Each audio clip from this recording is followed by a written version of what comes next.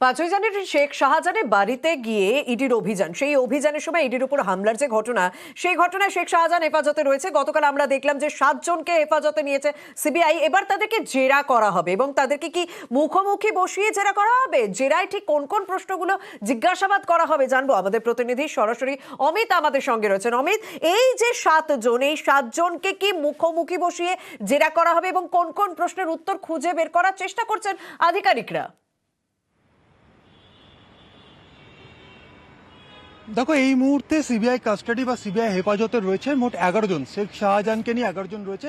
গতকাল 7 জনকে কাস্টাডিতে নেওয়া হয়েছে, কাস্টাডিতে নিয়েছে সিবিআই, যাদেরকে রাজ্য পুলিশ গ্রেপ্তার করেছিল এবং যাদের বিরুদ্ধে অভিযোগ ছিল 5 জানুয়ারি ইডির উপরে যে হামলার ঘটনা ঘটেছে সেই ঘটনায় এদের যোগসূত্র বা যোগসাজশ ছিল।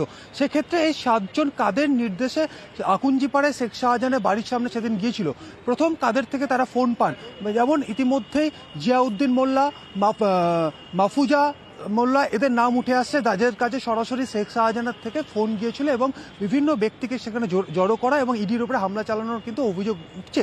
সেক্ষেত্রে 8 জন নেতৃত্ব দিয়েছিল এবং যে 7 জনকে ইতিমধ্যে তারা সিবিআই কাস্টাডিতে নিয়েছে, তাদেরকে সকাল থেকে জেরা করা হয়েছে কয়েক দফায়। মূলত কাদের নির্দেশে তারা সেখানে পৌঁছেছিলেন, তাদের কাছে ওয়েপন হিসেবে তারা কি ব্যবহার করেছিলেন এই মারধরের ঘটনায়, কারণ সেখান থেকে বাঁশ, ইট এইসব ব্যবহারের কিন্তু তথ্য কিন্তু ইতিমধ্যে সিবিআই আধিকারিকরা পেয়েছেন। সেক্ষেত্রে যেহেতু এর আগেই গ্রেপ্তার করা হয়েছে জিয়াউদ্দিনকে, আগে গ্রেপ্তার করা হয়েছে ফারুক আকুঞ্জিকে, তাদের সাথে তাদের বয়ান ইতিমধ্যে সিবিআই আধিকারিকরা নিয়েছেন। যে 7 জনকে কাস্টাডিতে নেওয়া হয়েছে তাদেরকে জিজ্ঞাসাবাদ বা জেরা করা হয়েছে। এবার তাদেরকে মুখোমুখি বসিয়ে বা সামনাসামনি বসিয়ে জেরা করার প্রক্রিয়া কিন্তু হবে, এমনটা কিন্তু সিবিআই সূত্রে দাবি করা হচ্ছে। কারণ বেশ কিছু জায়গায় প্রত্যেকের বয়ানে কোথাও কোথাও কিন্তু অসঙ্গতি রয়েছে।